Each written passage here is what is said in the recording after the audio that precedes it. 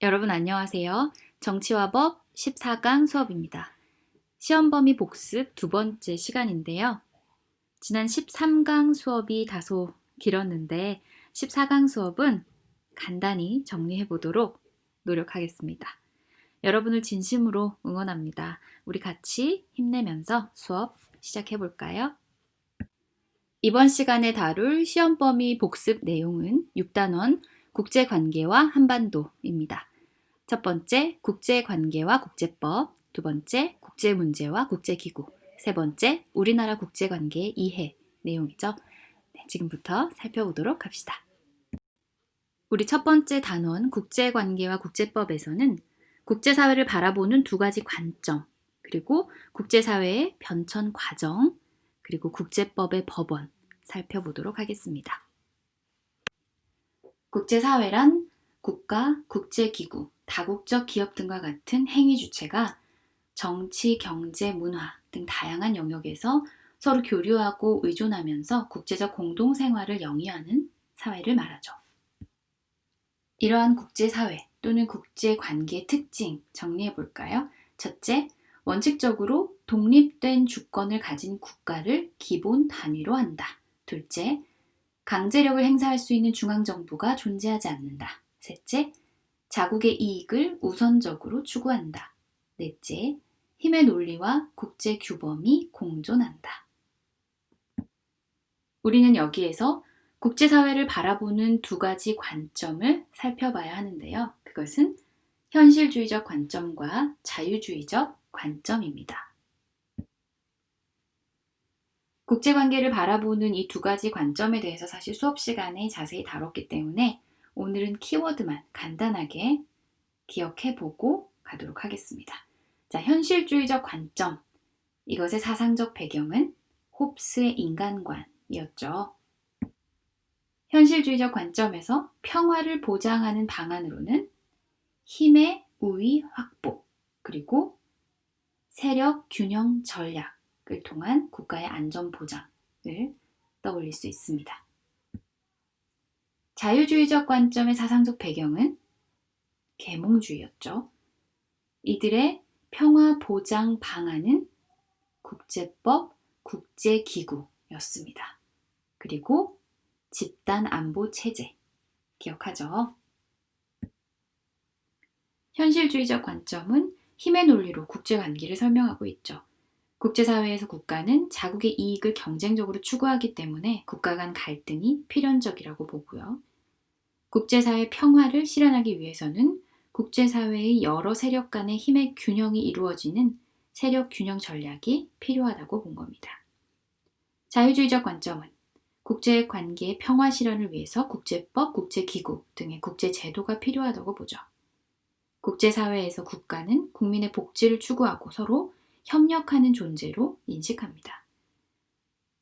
국제사회의 평화를 실현하기 위해서는 어느 한 국가가 공격을 받을 때 국제사회가 이에 함께 저항하는 집단 안보 체제가 필요하다고 자유주의적 관점은 보고 있는 거죠.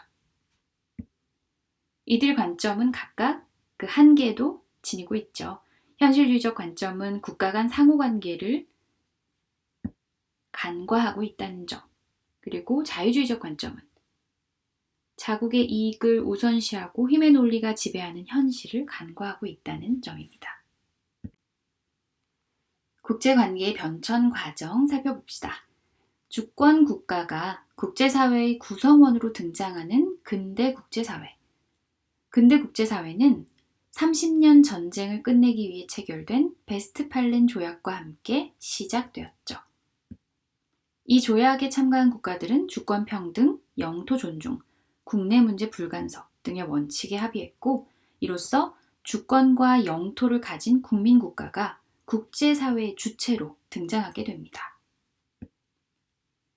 이후 근대 국가들이 산업화하고 자본주의가 성장하면서 19세기 후반 유럽 강대국들은 경제적 이익을 극대화하기 위해서 식민지 쟁탈전을 벌이게 됩니다. 이로 인해서 국제사회 무대는 전 세계로 확대됐죠. 유럽 여러 국가의 제국주의 정책은 결국 국가 간 충돌을 일으키게 되고 제1차 세계대전이 발발하게 됩니다. 제1차 세계대전의 승전국들은 파리 강화 회의를 통해서 새로운 국제 질서를 논의하고 그 결과 국제연맹이 1920년에 창설됩니다. 그러나 미국 등 강대국의 불참으로 국제연맹은 처음부터 한계에 직면했고 일본, 독일, 이탈리아 등의 도발에 제대로 대응하지 못함으로써 제2차 세계대전의 발발을 막지 못했죠.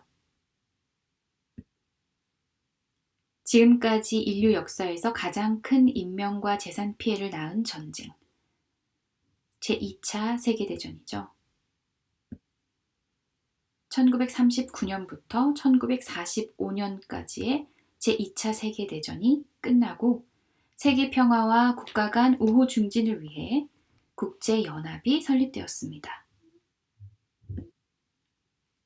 이후 국제사회는 미국 중심의 자유진영과 구소련 중심의 공산진영으로 나뉘어서 서로 대립하는 냉전 체제로 들어서게 되죠. 이러한 이념 중심의 국제 질서는 1970년대 들어서 공산진영의 결속력이 약화되고 제3세계가 부상하면서 완화됩니다. 그리고 1989년 몰타 선언, 1990년 독일의 통일, 1991년 구소련의 해체 등으로 냉전이 종식되게 되죠. 탈냉전의 시대로 들어선 국제사회는 다양한 세력의 영향력이 확대되면서 다극체제로 변모하게 됩니다. 이제는 이념보다는 이해관계에 따라 자유롭게 협력하게 되었죠. 1648년 베스트팔렌 조약에 참가한 국가들이 주권 평등, 국내 문제 불간섭 등의 원칙에 합의하는 것을 계기로 주권 국가 중심의 국제사회가 형성되기 시작했다라고 우리 조금 전에 정리했습니다. 이러한 국제사회는 제1차 세계대전 그리고 제2차 세계대전을 거쳐 냉전체제에 접어들게 되었죠.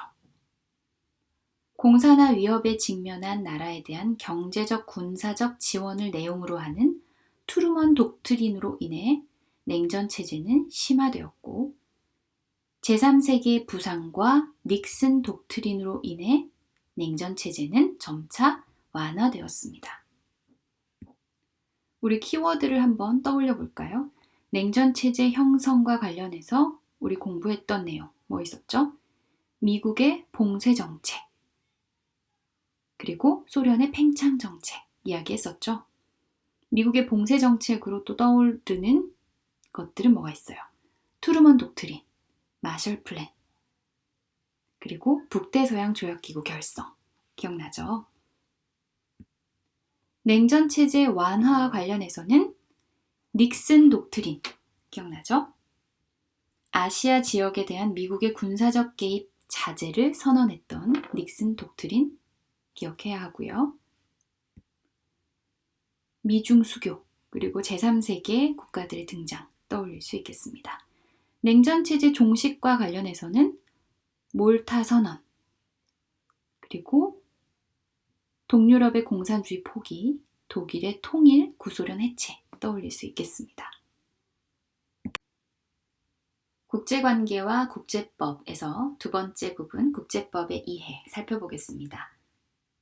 국제법은 국제사회 행위 주체들의 관계를 규율하고 국제 질서를 유지하는 규범이죠. 국제법은 분쟁 해결의 수단을 제공하고 국제사회의 협력을 유도하고 행동 규범과 판단 기준을 제시하는 의의를 갖습니다. 국제법은 다양한 형태로 존재하는데 이를 국제법의 법원이라고 하죠. 법이 적용될 수 있는 근거로서 법의 존재 형식, 이것을 법원이라고 하는 겁니다. 국제법의 법원으로는 조약, 국제관습법, 법의 일반 원칙 등이 있죠.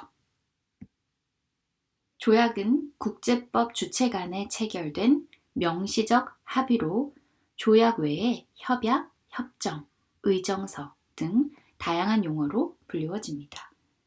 일반적으로 조약 체결의 주체는 국가이지만 국제기구도 국가와 조약을 맺을 수 있습니다. 조약은 원칙적으로 조약을 체결한 당사국 간에만 구속력을 갖죠. 조약은 주로 문서 형식의 합의입니다. 당사국이 둘이면 양자조약, 당사국이 셋 이상이면 다자조약이라고 하죠. 그 사례를 보면 한중어업협정, 교토의정서, 한미 상호방위조약 등이 있습니다. 국제관습법은 국제사회에서 오랜 기간 반복되어 온 관행이 모두가 따라야 할 법적 의무로 인정됨으로써 성립하는 국제법이죠. 조약과 달리 원칙적으로 모든 국가에 대해 구속력을 갖습니다. 대표적인 국제관습법으로는 뭐가 있을까요? 외교관 특권과 면제, 또 국내 문제 불간섭 원칙 등이 있습니다. 법의 일반 원칙.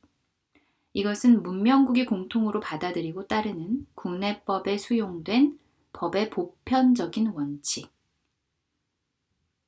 신의 성실의 원칙, 권리남용 금지의 원칙, 손해배상 책임의 원칙 등이 대표적이죠. 북해 대륙붕 사건, 교과서 175페이지에 해당되는 내용입니다. 수업 시간에 이미 여러 번 강조했던 내용이기는 한데요. 한 번 더 이야기해 보도록 할게요. 1958년 57개국은 대륙붕에 관한 협약을 채택했습니다. 이 협약에 따르면 대륙붕의 경계는 연안국 간의 합의에 따라 결정이 되고 합의가 안 되는 경우 특수한 사정이 없다면 등거리 원칙을 따라야 합니다. 북해 동남부 해안은 주로 네덜란드, 독일, 덴마크의 연안으로 이루어져 있는데 이들 국가 간 대륙붕 경계 확정 협상이 결렬되자 각 국가는 다음과 같이 주장했습니다. 독일은 대륙붕에 관한 협약에 가입하지 않았으므로 등거리 원칙에 구속되지 않는다고 주장했고요. 덴마크와 네덜란드는 등거리 원칙은 국제관습법이므로 독일이 협약에 가입하지 않았더라도 이 원칙에 따라야 한다고 주장했습니다. 제시된 사례에서 대륙붕 경계 확정과 관련해서 독일은 자국이 협약에 가입하지 않았으므로 등거리 원칙에 구속되지 않는다고 주장하는 거죠. 조약은 원칙적으로 조약을 체결한 당사국 간에만 구속력을 지니기 때문입니다. 즉 독일은 이것을 조약으로 인식하고 있다는 이야기죠. 네덜란드와 덴마크는 등거리 원칙이 국제관습법이라고 주장하고 있습니다. 국제관습법은 조약과 달리 원칙적으로 모든 국가에 대해 포괄적 구속력을 갖기 때문이죠. 대륙붕 경계 확정과 관련해서 네덜란드, 덴마크, 독일 양측의 주장과 그 근거 여러분 다시 한번 정리해보고 이것을 통해서 조약과 국제관습법의 차이점 한 번 더 정리해보면 좋겠습니다. 일반적인 조약의 체결 절차 살펴보겠습니다. 조약 체결권자, 즉 국가 원수로부터 위임받은 전권위원이 조약 내용에 관해서 교섭하게 되죠. 전권위원은 외교사절이라고 생각하면 됩니다. 조약 내용의 의견이 일치하면 서명을 하고 조약 내용을 확정하죠. 전권위원이 서명한 조약 내용에 대해서 조약 체결권자가 재검토하고 합의의 의사를 최종적으로 확정하게 되는데 이를 비준이라고 합니다. 비준에 의해서 조약은 확정적으로 성립하고 실제 효력이 발생하기 위해서는 비준서의 교환 또는 기탁 절차를 거쳐야 합니다. 여기서 기탁이라는 것은 조약을 체결한 장소가 소속하는 나라의 외무부에 비준서를 보관시키는 일을 말합니다. 여기에서 선생님이 수업에 강조했던 내용은 비준을 하는 권한이 대통령에게 있다는 거였죠. 국가 안전보장에 관한 조약, 그리고 국가나 국민에게 중대한 재정적 부담을 지우는 그러한 조약. 이러한 조약을 체결 비준하기 위해서는 국회의 동의를 받아야 한다. 이거 우리 1학기 때 국가기관에 대한 수업하면서 이야기했었죠. 즉, 비준의 권한은 국가 원수인 대통령에 있고 비준, 동의의 권한은 국회에 있다는 것 기억해야겠죠. 국제법은 국제사회 행위 주체들의 행동 규범과 판단 기준이 됩니다. 또 국가들이 협력할 수 있는 기반을 제공하고 분쟁의 해결 수단이 되죠. 또 국제 평화 유지에도 기여합니다. 그러나 국제법은 고유한 입법 기구가 없기 때문에 국제사회 전반에 적용할 법 규범의 제정이 어렵다는 한계를 가지고 있죠. 또 제정된 법을 강제할 집행 기구가 없어서 국제법의 이행을 강제하기 어렵다는 한계도 가지고 있습니다. 우리 헌법 제6조 제1항에 보면 헌법에 의하여 체결 공포된 조약과 일반적으로 승인된 국제법규는 국내법과 같은 효력을 가진다. 이렇게 규정하고 있습니다. 이 조항은 조약이 국내법으로의 변형 없이도 직접 적용될 수 있다는 의미로 해석이 되는데요. 헌법은 국제법보다 상위의 지위를 갖는 것으로 보고 조약은 대통령의 체결 및 비준과 필요시에 국회의 동의를 거쳐야 국내법으로 수용되고 국제관습법은 별도의 절차 없이 국내법으로 수용된다라는 의미도 포함합니다. 반면에 유럽의 네덜란드, 룩셈부르크, 스위스 등과 같이 국제법에 더욱 특별한 의의를 부여하는 국가들도 있습니다. 네덜란드 헌법은 조약을 국내법보다 우월한 효력을 가진 것으로 인정하죠. 룩셈부르크 또한 조약이 국내법은 물론 헌법보다 우월한 효력을 가지는 것을 인정합니다. 여러분 교과서 176쪽 같이 보면 좋겠습니다. 이들 국가는 모두 강대국에 둘러싸여 있고 좁은 국토에 천연 자원도 많지 않으며 다른 나라와의 교역에 크게 의존한다는 특징이 있다. 그래서 이들은 원활한 국제관계를 중시해왔으며 대외적 약속의 이행과 국제법 준수의 소중함을 체득하였다. 교과서에 나온 내용이죠. 강대국들과 인접해 있고 좁은 국토에 천연 자원도 많지 않은 그런 상황에서 대외 의존적 경제 체제를 가지고 있는 이들 나라가 국제법을 존중하는 태도는 다른 강대국과 대등한 위치에서 원활한 국제관계를 맺는데 큰 도움을 주고 있습니다.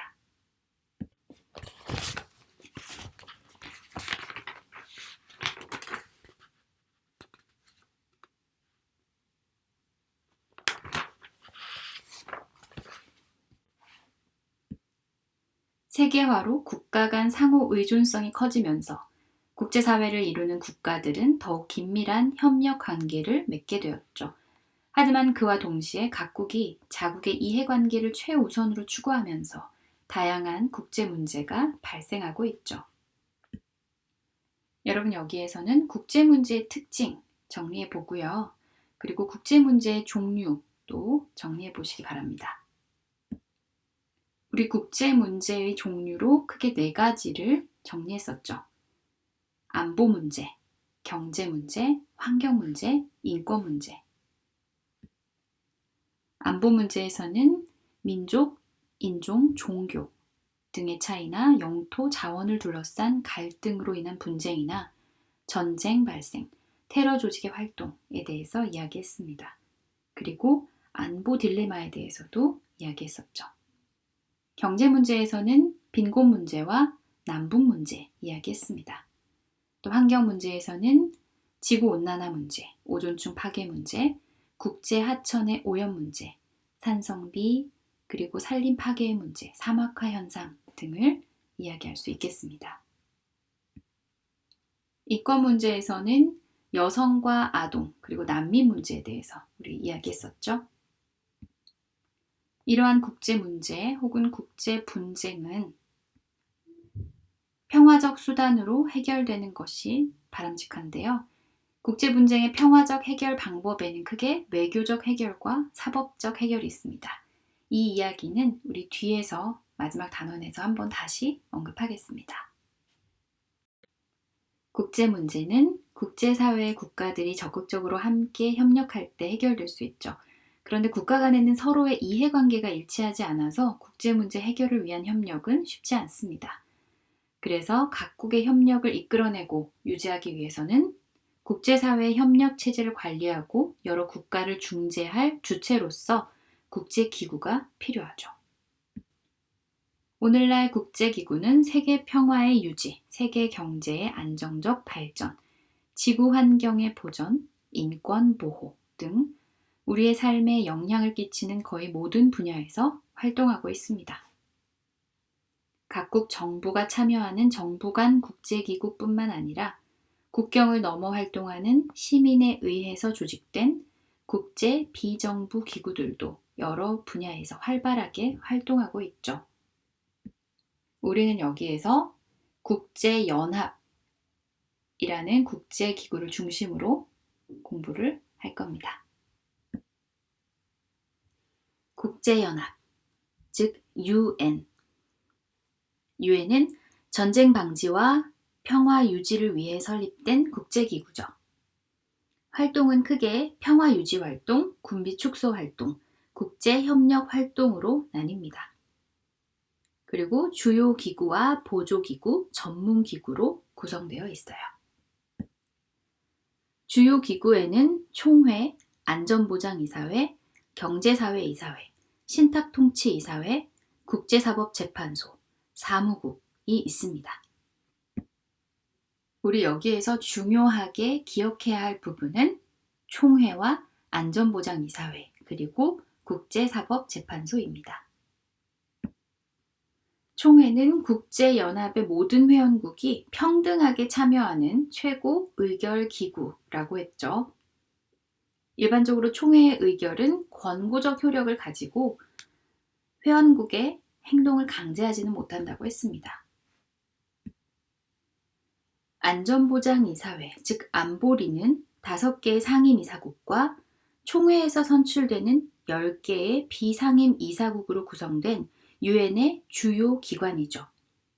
안보리는 국제평화와 안전에 관한 제1차적 책임을 가지고요. 회원국에 대해서 구속력 있는 결정을 내릴 수 있어서 가장 영향력 있는 기관입니다. 5개 상임 이사국에 해당되는 나라는 미국, 영국, 프랑스, 러시아, 중국이죠.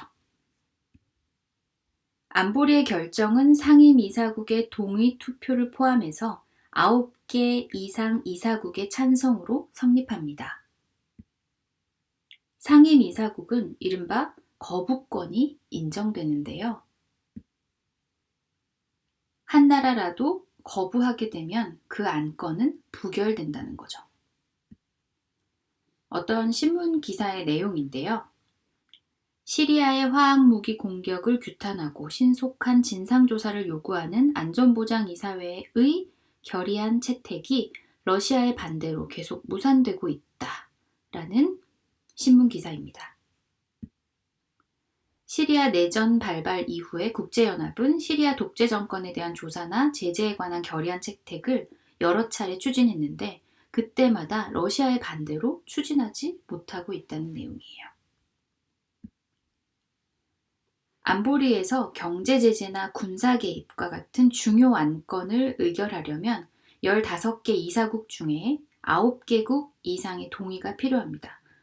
그런데 아까 얘기한 대로 5개 상임 이사국은 거부권을 가지고 있다고 했죠. 따라서 상임 이사국이 반대하게 되면 그 안건은 의결되기가 어렵습니다. 결국은 강대국의 거부권 행사가 국제연합이 강대국의 이해관계에 좌우될 수 있다는 것을 보여주기도 합니다. 교과서 184페이지의 탐구활동을 보면 맹키의 섬과 에크레오 섬의 영유권 분쟁에 관한 내용이 나오죠. 맹키의 섬과 에크레오 섬에 대한 주권은 영국 정부에 속한다. 국제사법재판소는 이렇게 만장일치로 판결했습니다. 자세한 내용은 여러분이 탐구활동을 잘 읽어보고 정리해두면 좋겠습니다. 앞에서 우리는 맹키의 섬과 에크레오 섬의 영유권 분쟁에 대한 국제사법재판소의 판결에 대해서 이야기했습니다. 국제사법재판소는 국가 간의 법적 분쟁을 국제법에 따라 해결하기 위해서 1946년에 창설된 국제연합의 주요 사법기구입니다. 국제사법재판소는 국제연합 총회 및 안전보장이사회에서 선출한 15명의 재판관으로 구성되죠. 이 15명의 재판관은 국적이 서로 달라야 합니다. 국제사법재판소의 가장 큰 역할은 국가 간 분쟁에 대해 사법적 판단을 내리는 거죠. 이때 국제기구나 개인은 재판의 당사자가 될 수 없다. 많이 강조했었죠. 그리고 분쟁 당사국 일방의 제소에 상대국이 응하여야만 재판을 진행할 수 있다라고도 설명했습니다. 이러한 조건을 충족해서 재판이 개시되면 국제사법재판소는 조약과 국제관습법 등의 국제법을 근거로 판결을 내린다. 이렇게 정리했었죠. 또 국제사법재판소는 국제연합 관련 기관의 법적 질의에 권고적 의견을 제시하는 역할을 하기도 합니다. 그러나 국제사법재판소는 한계를 가지고 있습니다. 우선 강제적 관할권이 없다는 거죠. 그래서 한쪽 당사자가 재판을 청구하더라도 상대방이 응하지 않으면 재판을 할 수 없습니다. 또 재판을 하더라도 재판 당사국이 판결에 따르지 않을 경우 현실적으로 이를 제재할 방법이 마땅히 없다는 것이죠. 앞에서 보았던 것처럼 안전보장이사회가 국제평화보다 강대국의 이익을 우선시하는 경향이 나타날 수 있습니다. 안전보장이사회의 5개 상임이사국은 거부권을 가지고 있었잖아요. 그래서 상임이사국의 이해관계에 반하는 안건은 현실적으로 의결되기가 어렵습니다. 또 국제연합의 재정 운영에도 문제가 있죠. 여기 그래프를 보면 각국의 국제연합 정규 예산 분담률이 나오는데요. 국제연합은 회원국의 경제력에 따라 분담금을 책정하고 있는데 이 몇몇 강대국이 대부분의 분담금을 내는 반면에 일부 회원국의 분담금 납부 실적은 저조합니다. 따라서 국제연합의 정책 결정 시에 분담금 비율이 높은 강대국의 영향력을 배제하는 것은 현실적으로 매우 어렵겠죠. 여러분 너무 힘들죠? 조금만 더 힘내세요. 우리 거의 다 왔습니다. 마지막 우리나라의 국제관계 이해 부분 살펴보겠습니다. 우리나라 국제관계의 변화를 살펴볼 텐데요. 전반적인 흐름, 순서 이 정도를 여러분이 기억하면 되겠습니다. 1950년대 우리 정부는 냉전체제 속에서 공산진영 국가를 배제한 채 미국을 중심으로 하는 자유진영 국가와 우호 관계를 맺었죠. 1960년대 들어서는 제3세계 비동맹 국가들의 성장에 맞추어서 외교 대상 국가를 확대합니다. 1970년대 들어서 냉전이 완화되고 중국과 미국 등 강대국들이 이념보다 실리를 추구하는 외교 전략을 펼치자 우리 정부는 차츰 공산진영 국가들과 관계를 맺기 시작했습니다. 그리고 1980년대 후반 사회주의 국가들이 붕괴 조짐을 보이며 국제 정세가 급변하자 우리 정부는 적극적으로 북방 외교 정책을 펼쳐서 구소련, 중국 등 공산권 국가와 수교하게 되었습니다. 제3세계 여러 국가와도 수교했고요. 이러한 외교적 성장을 바탕으로 우리나라는 1991년 국제연합에 가입했고요. 또 96년에는 OECD의 회원국이 됩니다. 2000년대 이후로는 공공외교, 다자외교 등 외교 방법이 더욱 다원화되고 있습니다. 우리나라는 주변 국가들과 여러 분야에서 협력하는 동시에 안보, 무역, 역사 등 여러 측면에서 크고 작은 갈등과 분쟁을 겪고 있습니다. 북한의 핵 문제로 인해서 한반도를 둘러싼 국가 간 군사적 긴장이 심화되었고, 이러한 안보 상황은 매우 복잡하게 전개되고 있습니다. 이러한 한반도의 상황 변화를 주시하고 있는 미국과 중국, 이 두 나라는 한반도에 대한 서로 다른 인식을 또 가지고 있죠. 그리고 FTA와 이로 인해 발생하는 다양한 무역 갈등 문제, 또 한반도를 둘러싼 역사 인식 갈등 문제. 중국은 동북공정을 통해서 만리장성의 동쪽 끝을 옛 고구려와 발해 지역까지 늘려 발표함으로써 고구려와 발해가 중국의 지방 정권이었다, 이렇게 왜곡된 주장을 펼치고 있어요. 일본은 아시아 국가들에 대한 식민지 지배 그리고 침략 전쟁을 정당화하는 내용을 교과서에 수록하거나 일본군 위안부에 대한 국가 차원의 책임을 회피하는 등 역사를 왜곡하고 있습니다. 오늘날 국제사회의 여러 국가는 다양한 영역에서 분쟁을 겪고 있는데요. 이러한 분쟁을 물리적 힘에 의한 방식으로 해결하려 하면 분쟁 당사국 모두에 큰 피해를 가져오게 되겠죠. 그래서 국제 분쟁은 평화적 수단으로 해결되어야 합니다. 국제 분쟁의 평화적 해결 방법에는 크게 두 가지가 있죠. 하나는 외교적 해결, 그리고 또 하나는 사법적 해결입니다. 외교적 해결은 분쟁 당사국이 충분한 논의와 이견 조율을 거쳐서 분쟁 해결의 원칙이나 절차에 합의하고 협상을 통해 해결책을 마련하는 방식입니다. 이는 당사국이 직접 양보와 타협을 통해서 원만한 합의를 이끌어내는 방식이라는 점에서 우선적인 국제 분쟁의 해결 방식이라고 할 수 있습니다. 당사국 간의 협상이 원만히 이루어지지 않으면 국제기구와 같은 제3자의 도움을 활용하는 방법도 외교적 해결이라 할 수 있습니다. 외교적으로 적절한 해결 방법을 찾지 못했다면 국제사법재판소와 같은 국제사법기관에 제소해서 분쟁을 해결하는 사법적 해결 방법도 있죠. 이러한 방식은 분쟁 당사국의 이해관계를 떠나서 국제법에 적용해서 분쟁을 해결하기 때문에 비교적 공정한 해결을 기대할 수 있습니다.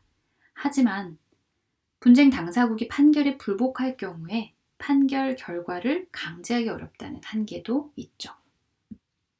국제 분쟁은 서로의 이해관계가 대립해서 일어나는 경우가 대부분이기 때문에 이를 해결하는 과정에서 국가 주권이 충돌하는 문제가 생길 수 있어요.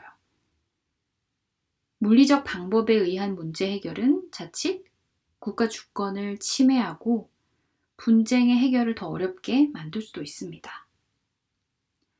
자, 그래서 외교적 해결이 중요한 거죠. 외교적 해결은 개별 국가의 주권을 존중하면서 분쟁을 실질적으로 해결할 수 있고 향후 발생할 추가 분쟁의 요소도 예방할 수 있습니다. 따라서 국제 분쟁이 일어났을 때 당사국 간의 교섭이나 제3자의 도움을 활용하는 외교적 방법을 통해서 문제를 해결해 나가는 것이 가장 바람직한 거죠. 자, 이 부분 여러분 정말 중요합니다. 다시 한번 이야기할게요. 외교적 해결은 개별 국가의 주권을 존중하면서 분쟁을 실질적으로 해결할 수 있고 또 향후 발생할 추가 분쟁의 요소도 예방할 수 있다. 이것이 외교적 해결 방식이 갖는 장점이 되는 겁니다. 꼭 기억하세요. 한반도는 태평양과 유라시아 대륙을 연결하는 지정학적 요충지로서 미국과 중국을 비롯한 주변국의 이해관계가 복잡하게 얽혀 있는 지역입니다. 또 우리나라는 대외 무역이 국가 경제에서 상당한 비중을 차지하고 있죠. 또 외국과의 인적 교류 역시 매우 활발합니다. 이러한 상황에서 우리나라가 한반도의 평화와 경제적 번영을 이루기 위해서는 다른 나라와의 군사적, 경제적 갈등을 안정적으로 통제하고 상호 협력을 이끌어낼 수 있는 역량을 갖추어야겠죠. 이를 위해서 우리 외교는 다음과 같은 방향으로 나아가야 합니다. 우선 다자 간 협력과 공조를 바탕으로 한반도 문제의 평화적 해결을 추구해야 합니다. 또 국제법을 외교적 해결의 주요한 수단으로 삼아서 효과적으로 활용해야 합니다. 그리고 정부의 공식적 외교뿐만 아니라 문화, 예술, 환경, 스포츠 등 다양한 분야에서 민간 외교 자원을 적극적으로 활용할 필요가 있습니다. 공공외교란 외국 국민과의 직접적인 소통을 통해서 우리나라의 역사, 전통, 문화와 예술, 가치, 정책, 비전 등에 대한 공감대를 확산하고 국가 이미지를 높여서 국제사회에서 우리나라의 영향력을 높이는 외교 활동을 말하는데요. 여러분 교과서 194페이지의 내용을 한번 읽어보시면 좋겠습니다. 여러분 많이 힘들었죠? 네, 긴 강의 듣느라고 정말 고생 많았습니다. 이 수업이 여러분 시험 공부를 마무리하는데 도움이 많이 되었으면 좋겠습니다. 우리 건강한 모습으로 수요일에 9일에 만나요.